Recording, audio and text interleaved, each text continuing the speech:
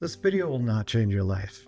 I want to say that up front, not to be cynical, but because I think understanding why that's true is actually the most important place to start. What I'm about to say, I want to say carefully, because I'm not criticizing self-help or therapy or any of the work people do to understand themselves. I've done that work with people for 17 years. I believe in it. What I'm pointing at is something more subtle, a pattern I see often enough that I think it's worth naming. I've had clients who have done real, meaningful self-reflection, who understand their patterns, their triggers, their relational dynamics, who have done the inner work in a genuine sense of that phrase. And at some point they say, I understand all this. I know where it comes from, and I don't know why it's not changing. Here's what I've come to believe is happening in these moments. Understanding is not the same as change, and somewhere along the way, our culture started treating them as if they were. We've created a world with more tools for self-understanding than at any other point in human history, and yet the data doesn't show a corresponding drop in people feeling stuck. If anything, the opposite. I want to tell you why. Not to make you feel like the reading was wasted. It wasn't. But to be honest about what it can and can't do. And make sure to stick to the end, because I'm going to give you 3 crucial steps that actually create change. Here's the first thing. Knowledge lives in your prefrontal cortex, the thinking, reasoning part of your brain. Avoidance lives in your nervous system, in the survival circuitry that was built long before you had language or self-reflection. And you can't think your way out of a nervous system response. I see this all the time. Someone has done deep, genuine insight work. They understand the pattern. They can trace it back where it started. And when the moment arrives, the moment that requires the uncomfortable action, the pattern runs anyway.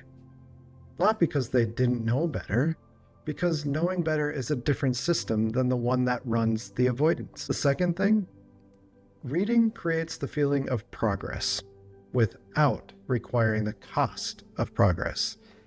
And I want to be careful here, because that can sound harsh, and I don't mean it that way. It's not a character flaw. It's how the brain works. When you engage with meaningful content, a book that resonates, this video, or a concept that names something you've felt, there's a genuine sense of movement. Something shifted. That feeling is real, but it's the feeling of possibility, not the experience of change. Here's how I've started describing this in my work. The map and the territory are not the same thing. And the self-understanding you've built, that's the map. It's useful, genuinely, but at some point you have to leave the map on the table and walk into the territory, and the territory is uncomfortable. You can't diagram or think your way through it. So what does create change? I want to be specific, because general advice isn't useful here. First, named specific action, not goals, moves. A goal is, I want to improve my relationship. A move is, I'm going to say the thing I've been holding back on Thursday evening. The more specific the action, the less room there is for the avoidance loop to find a comfortable alternative. Second, tolerating the discomfort while moving, not managing it away, not waiting for it to pass, not doing the move only when you feel ready. Moving while the discomfort is present. This is the thing. This is the actual mechanism, not because suffering is meaningful in itself, but because every time you do this, your nervous system gets a piece of data that contradicts the fear. And over time, slowly, with repetition, the biology changes. Third, deliberately noticing what actually happened. After the hard thing, stop. What did I predict would happen? What actually happened? Your brain will not automatically update this threat assessment. You have to collect the evidence consciously every time. I want to say it plainly. The reading is the map. The therapy, the coaching, that can help you navigate. But none of it substitutes for the moment you decide to do the uncomfortable thing in the real world before you feel ready. That moment is irreplaceable. It's the thing the books are pointing at, not the books themselves. If you want support actually doing this work, not just understanding it, the Brave Work Starter Guide is designed for exactly that. It's a practical tool to help you identify what you've been avoiding and take one real step within 5 days. It's free, and the link is in the description.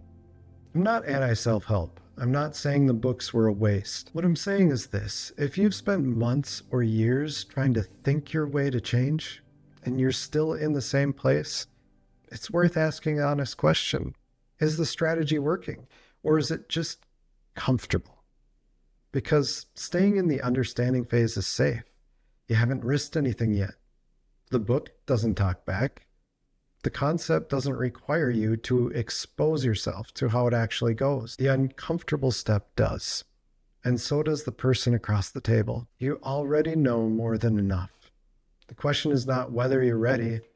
The question is whether you're willing to take the brave steps. Drop a comment. What's the specific step you know you need to take but haven't taken yet? Not the direction, the step. Naming it is the beginning. If you want to keep diving into the brave work, watch this video here. And please subscribe if you want to be part of this movement. We're for people who are done just preparing and want to be part of a community focused on change. Thank you for being here. I appreciate you, and I'll see you in the next one.